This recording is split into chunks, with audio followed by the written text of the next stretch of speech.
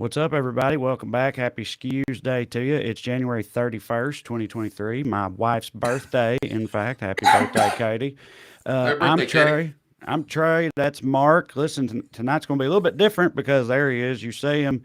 The Cho himself, senior Georgia correspondent Corey Ryan Forrester, is going to be with us for the duration. Now, that doesn't need an explanation, but in the way of one, here's what's going on. My primary computer is in the shop right now. It's down at the computer garage, so I had to pull my old computer out, and I'm really worried that it's going to poop the proverbial bed on me as it is wont to do. This way, in the event that happens, these two gentlemen will just carry on with a plum as they are wont to do. So we're going to see how it goes and have a three-headed monster on this edition of Skews. So let's, Mark, how you feeling about it all? Good, but I'm glad you tagged in Corey to help out because if you go away, it's just me talking into the void, which is how I Right. spend most of my day. So it's nice not to have to do that. Yeah, me talking to myself. Please don't leave me alone with my thoughts ever, Trey. That'd be nice. I'm doing my best. uh, Uh, yeah. Uh, so yeah, how are you, Corey? yeah, Corey. Well, I don't know. Like, you know how Trey can attest to this. Whenever anything happens, I immediately go to what's the most negative thing that it could be, and that's the one I go with. I just have this feeling that Trey totally wanted to take the night off for his wife's birthday. He was going to not do the show, and then he started going through old comments on the last time I hosted, and he was like, oh, no, I can't let him do this all by himself. So I'm going to pretend that my computer's at the poop garage or wherever you said. And so Mm-mm. No, that is not true. You know my computer's at the poop garage. I've been having fits out of that. I'm the only person I bet any of y'all have ever met who bought a brand new MacBook Pro out of the box that just sucked from day one. It was just I got a lemon. I didn't know you could. I knew you could get a car that was a lemon. I didn't know you could get a computer that's one, but I did. And so yeah, Big Apple's having to fix it up for me. I'm actually It would. excited. Go ahead, Mark. Did Corey? Didn't you and I do one of these on our wedding anniversary? Yes. So Trey took off for his wife's birthday. Yes. That would just make us look terrible. So yeah. So a couple of things before we get the show. I know you want to do your news quiz thing, Corey. But this story really made me laugh. Trump's kicked off his 2024 campaign, and he gave a big rousing campaign event in New Hampshire this weekend where he's actually trailing around DeSantis. And he dropped the old hits. You know, he went back to the windmills, but he dropped the hit about the windmills. He says that windmills aren't just killing birds now; they're taking down planes. Um, No one knows so more than him about windmills, though, Mark. No, everybody says I it. looked up. In case you're wondering if there's an epidemic of planes crashing into windmills, there absolutely is not. And I looked up how tall a windmill is, a wind turbine is. It's 280 feet or 80 meters for overseas listeners. Uh, so if your plane's flying 280 feet, you got bigger problems than a wind turbine. uh, but his campaign is like because Trump's hardcore supporters, about 28% of American voters. And so he's got between a rock and a hard place because most Republicans don't want to vote for Trump, but also like if they don't vote for him, he could ruin their lives and just drag those people away from him from the party. But so they did an interview with a bunch of people who both anonymously and on the record said they hope he dies. What do you mean, Go like ahead. Republican, Republican thought leaders and like high profile people saying, "Yeah, it would really hit for us if he Yeah. died. That would solve a lot of Here's problems." here's a quote from former Republican Congressman Peter Meyer from Michigan, who said, "You have a lot of folks who are just wishing for Trump's mortal demise." He termed this strategy for dealing with Trump, quote, actuarial arbitrage. So yeah, they had a bunch of anonymous quotes earlier. We just like hoping he dies. But remember, Trump's parents both lived well into their 80s and I think one in the early 90s. And he has access to the best medical care in the world. So good luck with that strategy. But yeah, it's like it's funny because like the left, everybody wants Trump to go away. Our fantasy is he's hauled off in handcuffs, and theirs is just he like keels over on a toilet. And I'll they take like dead, too, for the record. Yeah, yeah. yeah. I wouldn't. I That's wouldn't my mind. safety. Yeah. Yeah, Yeah, they so they're a Sullivan writer talking about how their hope is like because he lives on filet fish sandwiches that it might kill him, but it might work the other way because like he's made of artificial food. So like, have you ever right, seen Velveeta go bad? No, right. Yeah, he he's might he totally. might be immortal. Yeah, he's like processed himself. He's like, the processed cheese equivalent of a person. Got the skin tone for it and everything. Yeah, I think he's one of the greatest examples of how it's absolutely true that people's health is an individual thing. Yeah. Do you know what I mean? It's like something that'll kill you dead, somebody else can do for 50 years or whatever. Like, because Trump, he ought not. I know he's, rich and has all that healthcare stuff, like you said, but he's just pouring garbage down his gullet for 70 years and literally doesn't believe in exercise. And he's apparently going to live forever. So who the hell knows? Yeah. He's only a couple years younger than Biden, who's vegan and rides a bike every day, and he's Right. seems to be more active. Even if he died now, like he's already surpassed the life expectancy for men in this country and living the way he does. So, like, no matter what, he is a medical marvel. Yeah, Joe. True. I know you want him to hit us with these. So I'm wanting to let's do so it. bad. Mark, these are mostly for you. Yeah, I'm assuming, well, so. of course they are, because the only reason I ever do them is because you're not on here. So, Yeah. Trae, and for the audience at home that doesn't know, every week, as soon as I find out I'm hosting Skews, I go and I delete the Twitter app off my phone. I throw away all the newspapers. I burn them because I don't need to read nothing, because I know I'm going to get it here on the greatest informative podcast that you can get, Weekly Skews. So every week that I'm on, I pose 3 questions to Mark that have really been bothering me, and I need to know the answers in a judgment-free zone. This week, speaking of former Republicans that we don't know where they are, Mark, I ask you, where is Paul Ryan? He's on the board of Fox News doing like corporate consulting shit. He's also getting back out there doing a bunch of interviews. So yeah. Yeah, that's kind of the standard move, right? For those people, whenever they get out of politics, they just then get on a bunch of different boards of directors and, just make like crazy money for not doing all that much, which I guess they've got a lot of experience with. For sure, but dude, he walked away so quick. Like, I feel like he was just starting to, and not hit for me, but just starting to hit, he was a young, and this is another thing I want to bring up too. Looking back at Paul Ryan shit, he wasn't that bad. Like, remember when he was the worst thing that we thought could happen? Dude, at least he was young, showered, and competent. Am I wrong here? A little bit, but it's not working out through his whole career. But one of the reasons he walked away is because he was trying to govern with a small majority, like this circle of brain dead Mongols that Kevin McCarthy's trying to wrangle, and he just got sick of it. He's like, "You guys won't let me govern." It's like, okay, whatever, have fun. Well, I'm glad I asked, because I didn't know. So there we go, Letterman gimmick here. Broke in the window. All right, here's one that I'm certain is more of an opinion-based question, but I trust yours more than anybody. Mark, more important, Congress or Senate? Senate. Okay, thank you. Would you Would you like to elaborate? If you're only going to have one, you want to have the one where you can confirm judges and shit, right?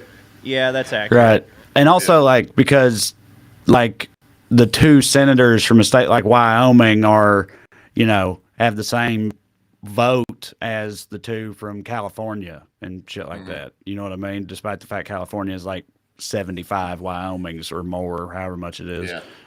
Well, it's definitely what I thought, considering Marjorie Taylor Greene is in Congress and Obama was a senator. I was leaning towards Senate hits harder, but I didn't know. I figured I'd ask. And finally, rule of 3. Who would win in a fight, Janet Reno or John Bolton? I'm going to go Janet Reno.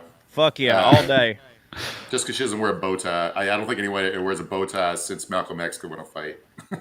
Yeah, I feel like with Janet Reno, you want to just work her from the outside, sort of stay in the kitchen area, And she had a pretty big reach, right? Didn't she? I feel like she got a wingspan. Yeah, she could work the jab, set the tone. It's gonna be hard to get in there tight on her, So. I agree.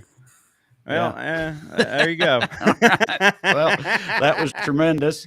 Listen, before we continue with the show, producer Matt is, in fact, with us tonight. This is Weekly Skews. I want to remind y'all of the requisite 2 orders of business here. Number 1, if you'd like to see me and or Corey perform live, you can go to TraeCrowder.com and check out all the dates. You see the red ones there.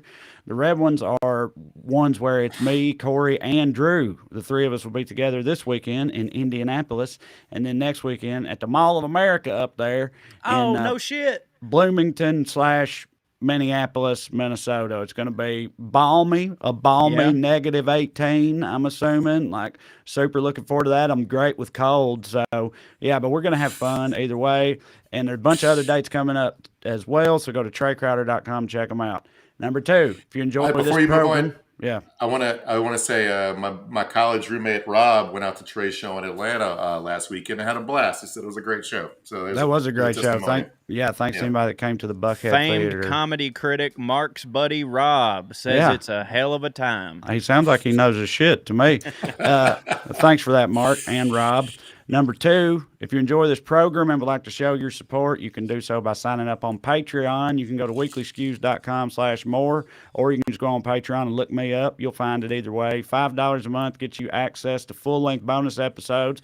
We just did a 2-part Q&A. We do more standard shows covering the things we don't have time to get into on the main show and all kinds of fun stuff, so we hope you'll consider it. Like I said, weeklyskews.com/more, or look us up on Patreon and get some more skews in your life. Now, as for the show tonight, I know we're going to be talking about the Memphis PD situation, Mark, so that's going to be, a barrel of laughs, but it'll, it's like, it's important. We got to talk about it. We're always, that's what we do here at the Skews. But before we get into that side-splitting affair, we begin, of course, as always, with the Daily Dumbass. Matt, graphic, please.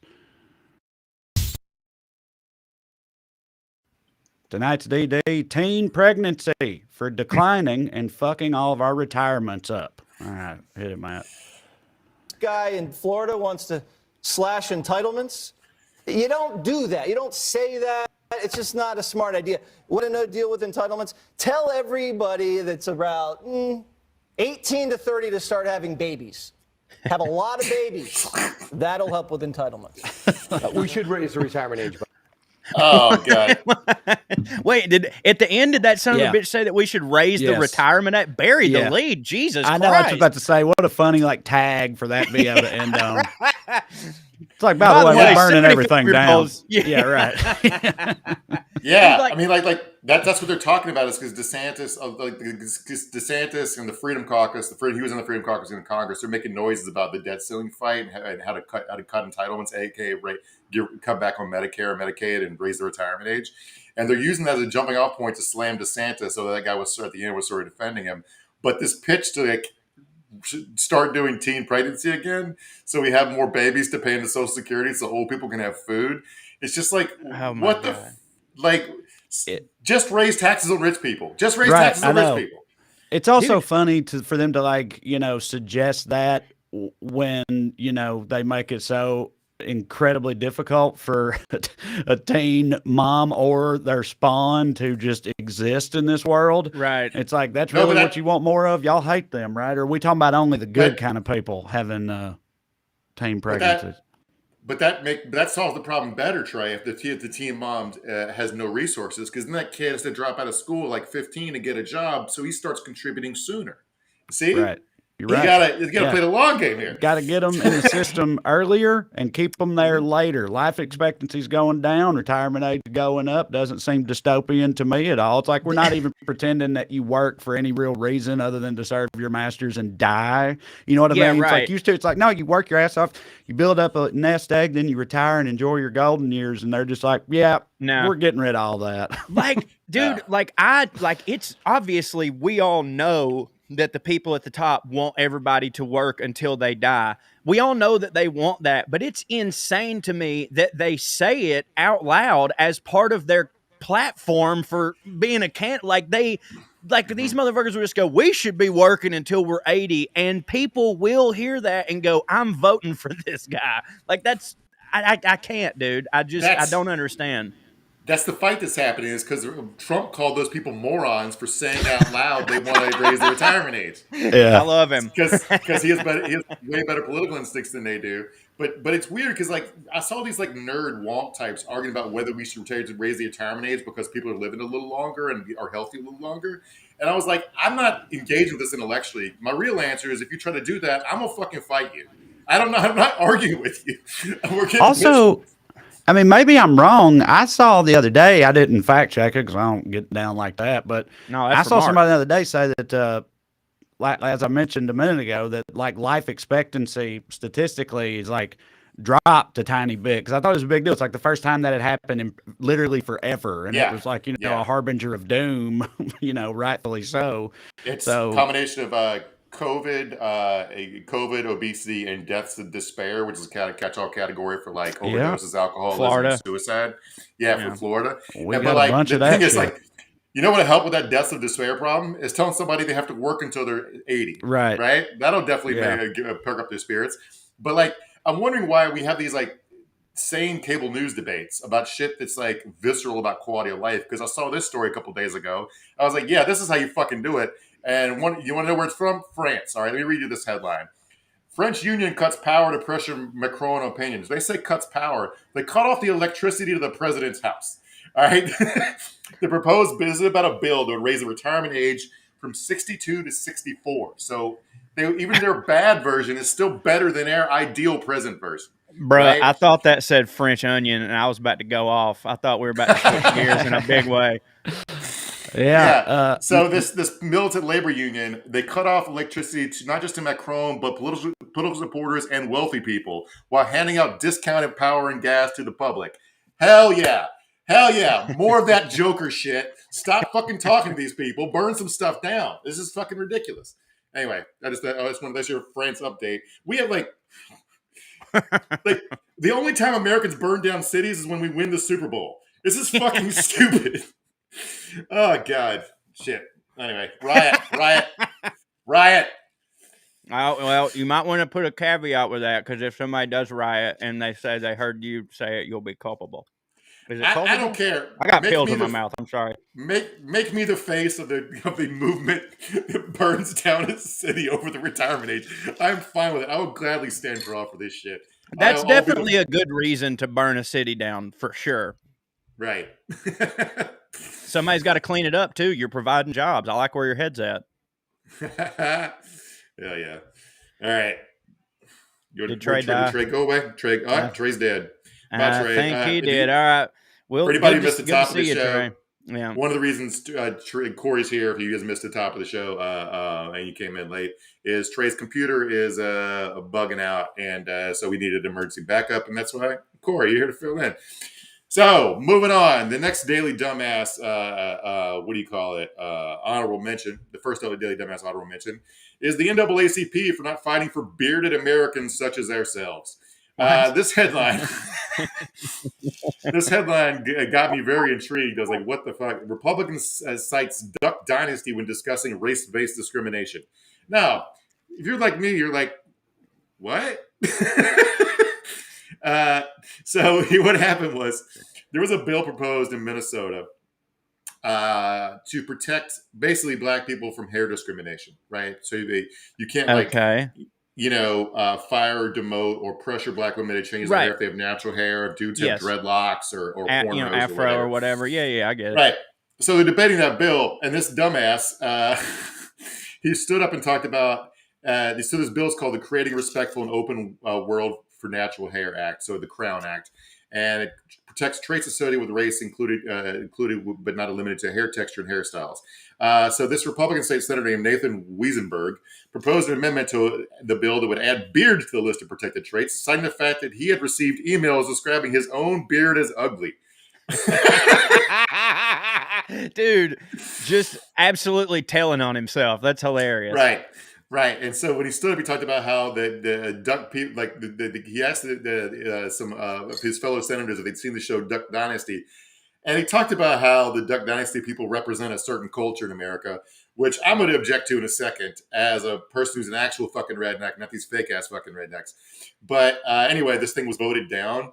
But the thing that before we go back to Duck Dynasty for a second, this is actually a good idea, but not for the reasons this guy thinks. I was about to say I'm actually on board with this, but like you said, not because I think that white people are discriminated against, just because like there's so many things in corporate America that people are looked down upon for or discriminated against that don't really matter at the end of the day. You know what I'm saying? Like I think that now, granted, I can't blame a person if they're interviewing 2 or 3 candidates and one of them has a neck tattoo and the other one doesn't. You know, I get it. I get you going, well, maybe not that guy. It's wrong, but I'm saying I get it. But yeah, I'm on this side. Go ahead, Mark. Yeah, the reason I think it'd be a good bill, so there are lots of people who have beards for religious reasons, like Sikhs, Hasidic Jews, right? But this guy goes to Duck Dynasty as if those guys are getting jobs anyway. And it's like all these people thinking about them fuck themselves. Like, oh, a guy called my beard ugly, so I gotta pass a bill protecting myself from being able to get a job. Right. And going back to the Duck Dynasty people, I don't know if you guys know this or not. Matt, get this picture ready. Yeah, this is what the Duck Dynasty family looked like before the TV show. All right, they're preps. Hollywood got a hold of them and turned them into these cartoon caricatures of what people think rednecks are. And if you're not familiar with it, the patriarch dude was like the starting quarterback of Louisiana State. He played ahead of Terry Bradshaw in the 70s. Yeah, and quit because he wanted to hunt. Respect. Yeah, and he started a chain of sporting goods stores, and like his signature item was the duck call or whatever, which is where they got the name of the show for. So like, but like these, they're fake. The guy like they made a big like so. Some of my friends back home watched the show, are fans of it, and they're talking about these guys were talking about how they were being censored because they wouldn't show all the religious stuff on the show. It's like they're not being censored. The show's scripted.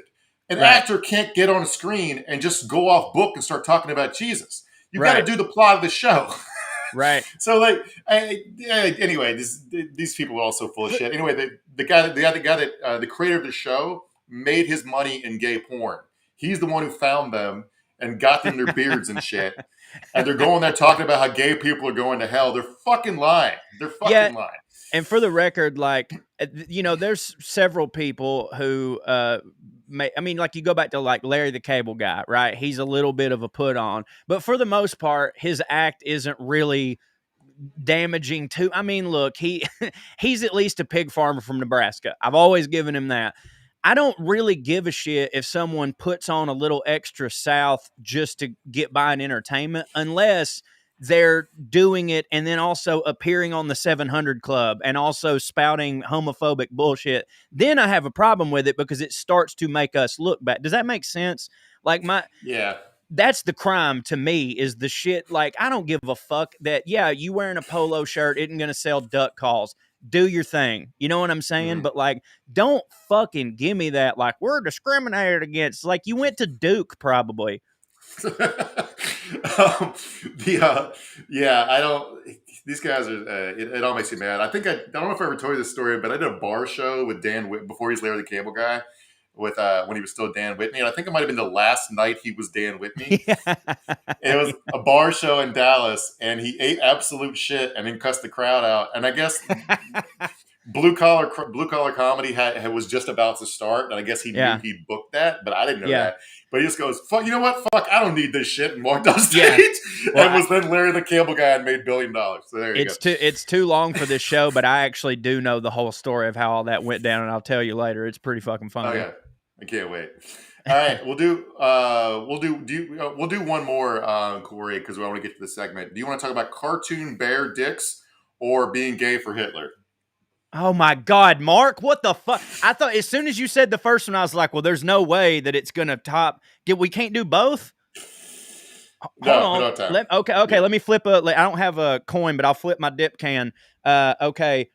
Top side is gay for Hitler. Bottom side is bear dicks. Gay for Hitler. Let's. All right. So our last Daily Dumbass is everyone who is gay for Hitler for assuming Nick Fuentes is on their team. Oh, God. Video, Matt.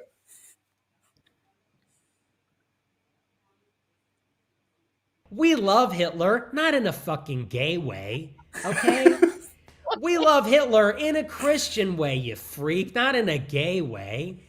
Anyway, in like a awesome way, okay? In like a we love Trump way, you fucking liberal. All right, so Ah, yes, loving Hitler in a Christian way. Jesus, the famous hater of the Jews. I gotta say, both ways of loving Hitler are weird, but I think just wanting to fuck Hitler is far more It's fine. defensible. Of course, dude, of course it is. Do you know how many times I have fucked someone absolutely deplorable and would do it again? You know what I mean? Like I saw somebody post something earlier on Twitter today. They're like, would you ever date a woman that voted for Trump? And I'm like, date? No, but I would like to go back and have another run at a couple of them. You know what I mean? Like just wanting to fuck somebody. Like you can still think that Mel Gibson gives off good granddaddy energy and want to plow him, but not think that anything he did was good. Am I making sense? Yeah, these are the sex thoughts of a man whose wife is 6 months pregnant. 7 months. 7 months. Yeah. So, by the way, so Corey got an ultrasound today, saw his baby's face, and dropped it in a text thread. And Trae immediately made a photo mashup with Red Fox, and they're kind of dead ringers. So I gotta give it. Do you have it in front of you right now? Because no. Yeah. There you go. My baby looks like Red Fox. So Nick Fuentes is the leader of the Groypers. He runs that super racist event adjacent to CPAC that all the Marjorie Taylor Greene spoke there. A bunch of congressmen spoke there. He's like Marjorie Taylor Greene kind of had to disown him, but a bunch of politicians still hang out with him. He's a complete loser. He's also a Twitter addict who was at January 6th. But he's like an Andrew Tate type, right? Yeah, he's like he says he's the guy who said that he won't have sex with women because having sex with women's kind of gay. Because if you have a girlfriend, that means you gotta like cuddle, and go on dates. And what's gayer than that? Anyway, so a couple other funny things about Nick Fuentes before we move on to this segment. He got banned from Twitter, but then Elon reinstated him. Then he was immediately banned for doing a Twitter Spaces where he talked about loving Hitler, which is what he's responding to there. So. After his Twitter account was restored, I said, I'm somebody who in a functioning society would be rewarded for being a genius. I am awesome and my Twitter is funny and I want my account back now. He also had previously said that life without Twitter is not worth living. I cannot live without being on Twitter. I'd rather be alive on Twitter than in this world. So now that he's officially permanently banned, buddy, RIP. Dude, that type of shit doesn't make sense to me either because I know that this Nick Fuentes feller is successful. I see his name all over the place, and I know he probably lost a shit ton of money in crypto. That's one thing I know about all these people is that over the past year, they have lost at least $250K in crypto. So they're less well off than they were before. But like all these dudes who were like super popular in other realms except for Twitter, I cannot fathom wanting to be on Twitter unless I desperately had to be on Twitter, which I guess if you're a grifter type like him, you literally have to. But like, dude, we've said it a million times, but I can't say it enough. The very, very, very second that whoever it is in Hollywood that tells you how your career is going tells me, Mr. Forrester, you actually don't need social media. You can just have somebody else run it. Fucking bye. I'll see you. I'll still come on Skews and I'll have my handler retweet it. You know what I mean? Right. I like it for live sporting events. That's about it. Right. Yes. So, all right. So, moving on to this segment. This is a heavy subject, although there are like moments of ridiculousness because it's about American politics and policing. But so we talked a lot about police stuff on here, and I just didn't want to ignore this because it's kind of the biggest thing going on in the country right now. It's the case of Tyre Nichols, and there's some stuff that's different about this one, and gives me a twisted sense that maybe police officials are learning a little bit, but not fast enough, nearly enough to like be responsible human beings. But let's talk about who Tyre Nichols was before we talk about his death. He was 29 years old when he was killed on January 7th. He had a 4-year-old kid. He'd worked at FedEx for the last 9 months. He would go home and eat dinner at his mom's house every night on his lunch break. His big hobbies were he liked to skateboard and take pictures of sunsets. And his dad kept telling him he had to stop skateboarding because you're 29 years old and you got a kid and you can't break your leg. And that's a fun argument to be having with your kid. You know, he's like, it's a very human thing. And in case you're wondering, and I know a lot of people are wanting this for a reason I'm going to get to in a second, I read one of the articles I came across was a Newsweek article with the headline, "Did Tyre Nichols have a criminal record?" Now, it turns out it was a 600-word article to get to the answer, no. I think here's the answer. At the time of this writing, there was no evidence suggesting Nichols had any criminal record of any kind. But it doesn't matter if he like one day got a stop and frisk and they found a sack of weed in his pocket. That doesn't justify his murder later on because the cops didn't even know his name when they started fighting him, right? And I know that a lot of people look this up because Tyre Nichols' criminal record was the top search on Google for a little bit. So, yeah, a lot of people are trying to justify his needless death by trying to figure out if he once got arrested for not paying a warrant on a parking ticket. Which is so fucking insane because, like, if I was to get killed by the cops, which would never happen, but if I was to get killed by the cops, dude, I think even people that hate me would never think, I wonder if he had a criminal record, which, by the way, I do. Me too. So, like, yeah, like I totally do, which, by the way, apparently having a criminal record of any kind is as good of a death sentence for a lot of these people. And a lot of these people also say, like, well, you shouldn't be running. You shouldn't be resisting arrest. Let's just break that down real quick, all right? Sure, you shouldn't run. Right? I agree that you shouldn't run. I agree that you shouldn't resist arrest. But let's just break these two things down. If you are innocent until proven guilty in this country, it means that he can't, at the moment of arrest, be punished for the crime he supposedly committed. Therefore, if you kill someone for resisting arrest or for running, what you are saying is that running and resisting arrest are punishable by death in this country and that you have no problem with that. Mm-hmm. Also, like what they define as resisting, and we're talking the specifics of Tyre's case right here, but like when they killed Eric Garner in New York, what he did to resist was he was selling Lucy cigarettes, which is a violation of a city ordinance because he's selling it, they're untaxed, right? So essentially stealing a nickel in tax revenue from the city per pack or some shit is what the crime he was committing was. And when he had been arrested for this a few times, he was familiar with the cops, and they came up and they hassled him, and he goes, they went to grab his wrist to cuff him, and he went, "Oh, sorry." Oh, your mic's off. Oh, now it's on. Now it's on. What he did to resist was they went to grab his wrist to cuff him. He just gently pulled away. Is like, "Oh, come on, man, today." Right. That was for them to kill. So what actually happened in Tyre Nichols' case? On January 7th, he got pulled over for reckless driving. I don't know if he's reckless driving or not. None of us do. By the way, that could just mean 15 miles per hour over the speed limit. Right. And he was like 100 yards from his house, so I don't know how big of a hurry he would have been in this point. 5 cops pulled him over for reckless driving. They approached the car with their guns drawn for no reason. They immediately opened the door and jerk him out of the car. This is before they've asked for ID. This is before they've asked for anything. They start beating him immediately, tasing him. And then here's the running away part, right? The term custody has meaning. When you're in someone's custody, you're in their care. They're responsible for your life. All right. So like they have him in custody. They're beating the shit out of him. So yeah, he gets loose and tries to run away justifiably because he was getting his ass whipped. Yeah, they were hurting him for no reason. You're allowed to run away in that scenario. Cops can be criminals too, which we're going to get to. But like, so after he ran away, five cops who were there originally, and there's a white supervisor that's involved in this. We'll get to in a second.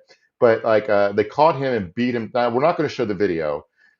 I honestly couldn't bring myself to watch much of it. I haven't watched it. Some of them held him while other cops beat him in the head. They did stuff like when he was on the ground, like wind up and kick him. So it's just like pointless shit. And talking about the stop resisting. Let's talk about this headline from the New York Times. 71 commands in 13 minutes. Officers gave Tyre Nichols impossible orders. A Times analysis found that officers gave dozens of contradictory and unachievable orders to Mr. Nichols. The punishment was severe and eventually fatal. Just one quick bookkeeping note. He died 3 days later at the hospital. He did not die at the scene. So here's some of the commands. They told him to show his hands even as they were holding his hands. They told him to get on the ground when he was on the ground. They ordered him to reposition himself even when they had control of his body. So when you can't follow a command because it's nonsensical or they're literally physically keeping you from following the command, that's resisting. Right. All right. And the thing is, Tyre was the one trying to de-escalate this. Here's a quote. you guys are really doing a lot right now. I'm just trying to go home, right? He's trying to tell them it's fine. You can just do your thing. Like I'm not a threat to you.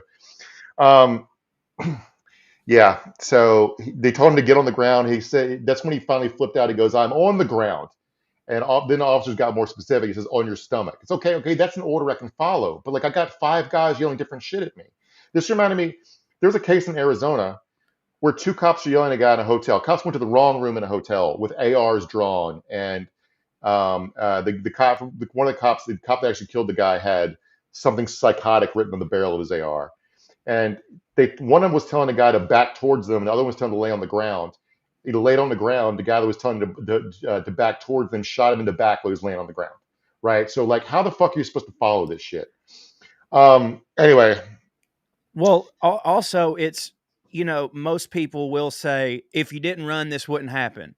And then you have a situation where it's like, well, he didn't run. So what do you want to say to that? And they're like, well, if you didn't resist arrest, this wouldn't happen.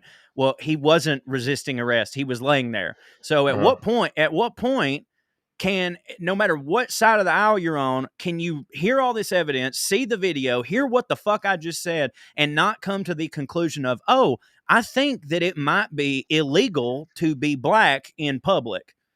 Because that's pretty much what happened here. And I know that the big caveat to this whole case, and I'll be the one to bring up the elephant in the room, I don't care, is that yes, there were 5 black officers and there was a white one, correct, that was involved in this? Yeah, the 5 that chased him down and beat him real bad. The second beating, where the cops who got fired, and they all 5 of those happened to be black, and the white guy did tase him in the first altercation, and he's been suspended. Okay, now maybe he is less culpable.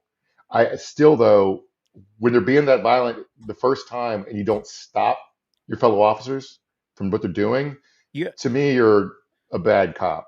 Yes, me and you've talked about this probably off mic a dozen times, where they constantly go, oh, well, it's just a couple bad apples. It's just a couple bad apples. But when let's say there's a cop that has never beaten an innocent black man in his life, but he's definitely been there when it's happened, and he didn't say anything. Now, whether he didn't say anything because he didn't want his friends to get in trouble, or he didn't say anything because he was genuinely afraid of his job, or I mean, you got to look from their point of view at a certain point to go, look what they'll do to somebody if they don't like them. Right. Look like, so I know that you're terrified, but at the end of the day, if you know about it and you don't do anything about it, you are just as bad of an apple. And the whole fucking system is clearly set up. And again, I say this because it was black officers that did it. That whole system is set up to where this is how we can and we should treat certain people. You know what I mean? And like, right. At this point, I don't know what the fuck a black person is supposed to do when they see the cops, because you say don't run and everything will be fine. You say don't resist, everything will be fine. You lay there and nothing's fine. So in this point, why the fuck wouldn't you try to run? Because at Right. least that's your best fucking option. Or you don't pull the fuck over and now you're in a high-speed chase. Like, I don't understand why every fucking person cannot look at this and see there is a problem, and it is clearly a systemic problem, and we need to do something about this shit. Whether it be defunding completely, completely like reprioritizing training, all this shit, or just doing what they do in fucking England and having a dude wear a funny hat, a bobby, and just have a little stick that runs around. And I don't fucking know. But whatever it is that we're doing right now ain't it, dude. It's fucking not it. Right. Do you know why cops have blue uniforms, Corey? As it's a calming color. No, it's like when police were first organized, it was in England. They wanted to pick the opposite color from the military, so they would make a clear sign to the public that these are not soldiers occupying their streets. Right, wow. The redcoats. All right. Now fast forward today, but like what I would do, like you remember when Sheriff Joe Arpaio ran those prison That's the Arizona sweat guy, camps? right? Yeah. The main thing he got known for was like he had outdoor work camps for jail inmates, and he would make them wear pink colors. Now, the funny thing is, it made everybody happier. It was actually he was trying to punish them and emasculate them, but pink was a soothing color and made everybody in a better mood. So it did make the jail population more manageable, but only because they were like in a better mood, not wearing blaze orange. But like, make cops wear like baby blue or light pink. Help change their, as opposed to these militarized uniforms. Right. Make baby blue uniforms and pink guns. That will get deaths cut in half, I think. Um, I mean, I agree. But like, I'm finding myself at a loss, which is very rare because I always have something to say. But like, we've just, when is going to be the last one that everybody goes, okay, now? I mean, it's going to have to be a fucking white person, and that just don't happen a lot. Like, that's, when you have so many people go like, oh, the police kill white people too, and it's like, well, fucking scream about it. Say something when it fucking happens. If they yeah, killed one of my white buddies, I'd be fucking yelling. Like, Jesus fucking yeah, Christ. I mean, Tyler Childers has a song about it that's like, if this was happening in the same proportion of numbers to us, we'd have done came off the fucking hill with fucking right. pitchforks and stabbed them motherfuckers. So don't act like it's true. Me and Trey talked about this on the Patreon episode on Friday, and I read the lyrics from the last verse of that song. But it's like cops do disproportionately kill poor white people, but it's just like nobody thinks of them as a group, a special interest Right. group for whatever reason. But like Right. everyone should be upset about this. So one more thing before we move on to the what happened after the killing, and what's different here is the police video had audio to it, so you could hear what they were saying. That's really the only reason they're being held accountable, because you can hear the fucked up shit they're saying, Right. including one of the officers who didn't chase him being like, "I hope they beat his ass." Really? All right? Yeah. Also, the audio caught him calling out for his mom as they were beating the shit out of him. It's just awful. So what's different this time? The main thing is, even before the video came out and the public was inflamed, they fired the motherfuckers and arrested them and charged the 5 cops. They fired them, arrested them, and charged them with second-degree murder, which could carry up to 60 years in prison and a $50,000 fine. All right. It wasn't just those 5 guys. We talked about the white cop who also got suspended. 2 sheriff's deputies who also showed up at the scene have been taken off duty, and 3 fire department employees have been fired. I'm assuming it was their paramedics who didn't provide aid while he laid there suffering. So these aren't just cops. This is also a problem with firefighters and paramedics who are loyal to cops. Which super fucking sucks, man, because like I constantly, like, I got a brother-in-law who's a firefighter and he fucking rules. And I won't say him, but I'll say that a large number of the firefighters, it's him, that I know, they don't really fuck with the cops that much. And I think it's because they see what all these cops do, and they're like, man, they're wrapping us into this too. Like, we're also public servants, and anybody in some type of uniform. So like, that fucking bums me out, because like, usually you want to think of like, well, at least firefighters are out there saving kittens and like only existing to help, but like, I guess not in this case. Yeah, historically, there's been like the rivalry between like police and firefighters. Like when I was a reporter covering police department, one year was a huge brawl at the annual softball game between the firefighters and cops. So that was funny. Dude, my brother-in-law, they box the cops every year. It's like the firefighters versus the cops. And we go, and dude, the fucking firefighters are all like, drop that fucking pig. Like, it's pretty rad. I mean, it makes sense they'd be right. One, they're competing with city budget money, so you've got that financial incentive to be rivals. But also, yeah, there's that thing where cops hate firefighters because people love firefighters because they only show up to help. They don't show up just to annoy you and write you a ticket. But it is funny, if you're a firefighter to brawl with the cops, who you call? Because if cops show up, they're not breaking up the fight. They're just whipping your ass. Some other good news that came out of this.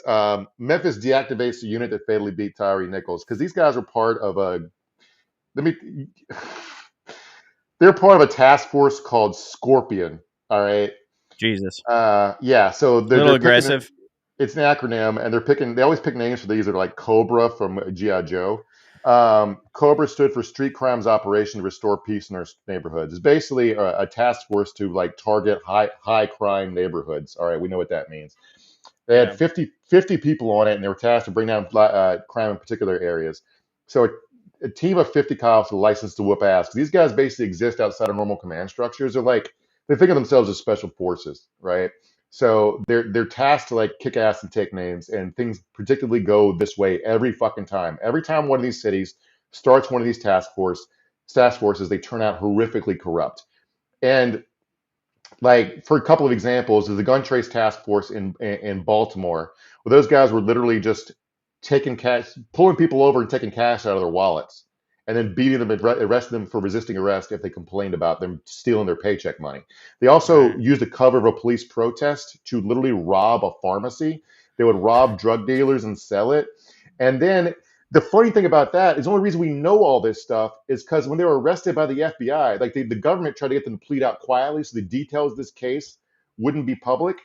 They chose to go to trial because they really thought they hadn't done anything wrong. Right. Anyway, there's a great David Simon HBO show called We Own This City about the gun trace task force. If you've got John Bernthal in it, if you want to check it out.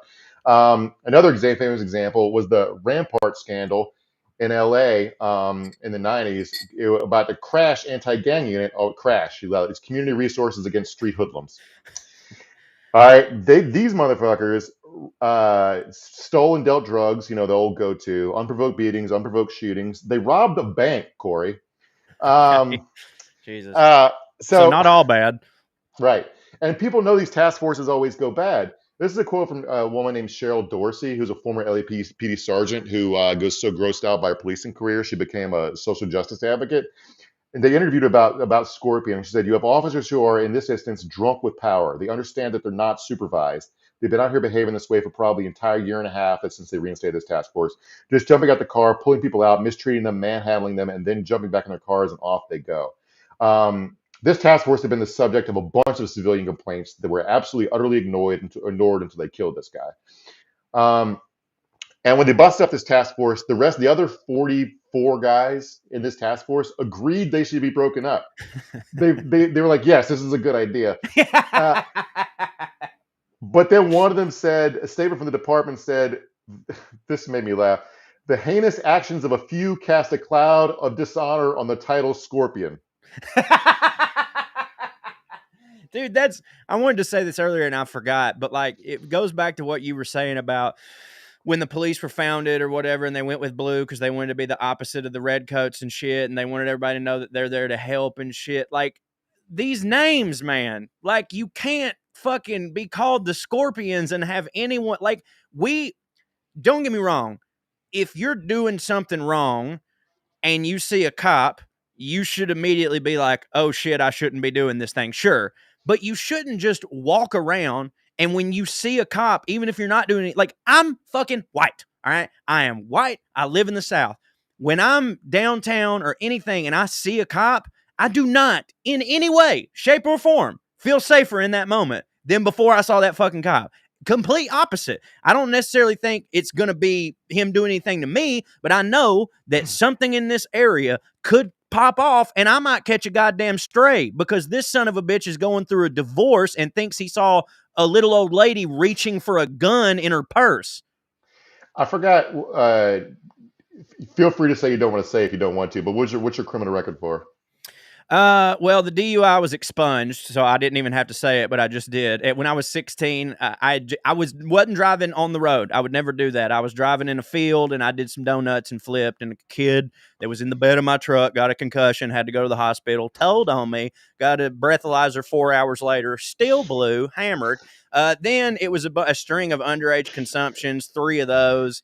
And then, I don't pay parking tickets, so there's definitely that. Like, fuck that. Fuck you. You can come take it.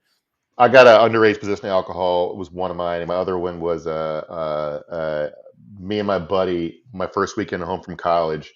It was 2 days before I turned 18, which is an important part of the story because I'd have been absolutely fucked because Virginia criminal laws are horrific. Well, when you were 18, that was the legal drinking age, right? I'm old. They always bust, yeah. So me and my buddy were riding around back roads getting high, and we came across we were going to drive across this bridge, but the bridge was under construction, so we had to turn around. I was like, "Oh, we should steal that highway barrel." So I stole the highway barrel. No idea what I was going to do with it. We got arrested for stealing a highway barrel, which in Virginia is a Class A misdemeanor that could have carried a penalty of a year in jail. No shit. Yes. So thank God I wasn't 18. Anyway, so I just want to. If people were wondering, as we mentioned our criminal records, it's nothing violent or horrific. Right. Well, by the way, I got to point out, Aaron Streeter said that Corey tells that story about the DUI on Putting on Airs. I do. So if you want to hear that full thing, go listen to me and Trae's podcast, Putting on Air. Sorry, Mark, it was organic. All right. So the another thing to know, all right, so cops aren't defending this. That's the good news. Uh-huh. Every police chief, whether they're pretending or not, is going, "That's horrific. That's horrific." But the bigger context, last year was the deadliest year on record for police violence in the U.S. At least 1,200 people were killed by law enforcement. These aren't full numbers because a lot of agencies don't report them to the federal government. They kind of refuse to. So yeah, they're getting more and more deadly. LAPD's police chief condemned this, and I want to say fuck that guy, because just this week there was a case where a guy in a wheelchair was killed by cops. He may have done some dirt because another homeless person reported him for stabbing them, which you ought not do, right? And the cops say he threw a knife at them. In a wheelchair? Jesus. Yeah. He threw a knife at them, which also you ought not do. But the thing is, once you throw the knife, you are unarmed. Yeah, right. And you're in a wheelchair. You cannot run away. All right. And unless they're on a hill. Unless they're on a hill. Yeah. The especially bleak thing about this is the way he lost his legs was in a different altercation with Texas police last year. Shut the fuck up. Right. So anyway, this family also says the police shot him in the back. So there you go with that. So it wasn't even the guy who threw the knife at who popped off and fired. So allegedly, I don't know for sure. That's what the family fears. So for the context here, Memphis police did not get defunded. All right. They just got a huge budget increase. They just got a huge raise. All these officers were veterans. And they also had been through a lot of the diversity training and bias training that we think what police needs, that the funding is supposed to go to. It's just a reminder, last year in his State of the Union, when Joe Biden said fund the police and got a standing ovation from everyone, all that bought was this police force doing this shit. So I don't have the answers, but this isn't fucking working. All right. And one last thing before we finish up. Even though cops aren't defending this, conservative media went plug and play here and did their usual shit. Tucker Carlson, because the officers were black and the police chief is a black woman, said this was a problem of affirmative action because none of these people were qualified for their jobs. Oh my God. Which I agree they're not qualified for their jobs, right. because they do shit like this. Right, exactly. They're not doing anything different than their white counterparts have done for the last millennia. Right. And but the worst take of all time about this belonged to former sports writer, current fucking idiot, and Fox Sports commentator Jason Whitlock, who said, "You can't even imagine how dumb this was." Hit this video. Matt. Everybody involved in this on the street level was either 24 to 32 years old. Everybody. It was a group of young black men, 5-on-1. Looked like gang violence to me. It looked like what young black men do when they're supervised by a single black woman. And that's what they got going on in the Memphis Police Department. The police chief's a black woman. Put some black woman in charge of the police force. And we're getting the same kind of chaos and disunity and violence that we see in a lot of these cities that are run by single mothers. If we want to discuss that really is like, I couldn't make that shit up, because I would almost do a sketch about that where like there's a brutal police beating and some reporter's sitting there going, how can we make this about a black woman? You know what I mean? And then they and leave it to Jason Whitlock to do. God damn, man. That's I don't know her record as a police chief. I didn't look into it. Maybe she's super good at her job, but also she did allow this task force to be reestablished amid a bunch of civilian complaints. That's not great. But he's looking at. Oh, she's still a cop. Fuck her. Yeah. He's looking at literal police doing literal police activities and going, that doesn't look like policing to me. It looks like gang violence. I mean, it does look like gang violence. Agreed. But guess who the fucking biggest gang in Memphis is? And this is infuriating, man. I just like these are young black men, 32 years old. 32 is not old enough to know you shouldn't beat somebody to death. These are trained law enforcement officers with years and years of experience. Do you think Jason Whitlock's experience as in sports media or whatever has just conditioned him and I'm not comparing these two people to him in this instance, but his mind is trained like a Stephen A. Smith or like a Skip Bayless, where it's even if I don't believe it, I have to give the most unique, dumbest fucking take in the world, because if you'd have told me, hey, you got 10 goes at what Jason Whitlock's take is going to be, I wouldn't have guessed, because it's so fucking insane. Yeah. If you guys aren't familiar with his career, he used to be at ESPN, and he was a normal sports reporter to give his takes on what LeBron did last night. I liked it. And then he was given a huge budget to start sort of a black-centered version of when this has been Bill Simmons was running Grantland, the black-centered version of Grantland. He was paid to establish that website for 2 years and never turned out to exist. So they fired him, and he started doing this right-wing culture war bullshit. And it's incredibly bleak that you can make a great living just telling old racists what they want to hear. Right. And I can't use all the words that my black buddies would use to describe what he's doing right there. Yeah, I know. Yeah. But it fucking sucks. And yeah, Matt, you can start looking for some comments right now. But let's do some funsies. A George Santos update real quick. So our Skews mascot, George Santos, disgraced congressman who resigned from his committee assignments but refuses to resign from Congress because if he can hang on the full 2 years, he gets a pension and benefits, baby. So I fucking support the grift. Absolutely. Get it, Santee. So, digging through his campaign finance records, reporters found a bunch of people who had donated the maximum amount who didn't exist or didn't live at the address they reported. Now, this could be. Here's the problem for him. That's his affirmative duty. Yeah. Right? You can't be like, well, I don't know. It's like you have to prove that. You have to prove it. You can't prove it. You're fucked. You're going to prison. He was supposed to turn in a bunch of campaign finance reports today, some finalized ones for the last election. Today's the deadline for it. But you can't turn them in without a treasurer, and he has no treasurer because here's the headline I want to read to you. This is the punchline to all this. FEC presses George Santos' campaign after it lists treasurer who denies taking the job. All right.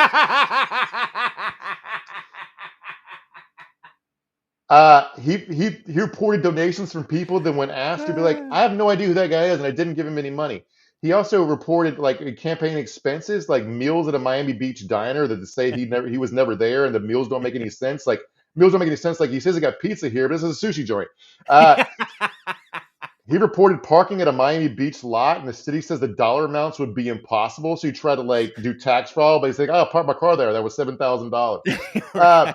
I should get reimbursed." Exclusive area. Yeah, but the funniest story. This one was from today. The headline reads: "Promised green cards, catfishing threats. Promised green cards, catfishing threats. How George Santos' ex-boyfriends say they were left feeling trapped, manipulated." So George Santos was 26. He was dating an 18-year-old high schooler, which is legal. 18. Yeah. Doesn't matter if Gross, they're still but going legal, to school. yeah. I wouldn't do it. I'd tell my buddy to quit doing it if he was doing it, but Yeah, whatever. right. Yeah. What are you going to do?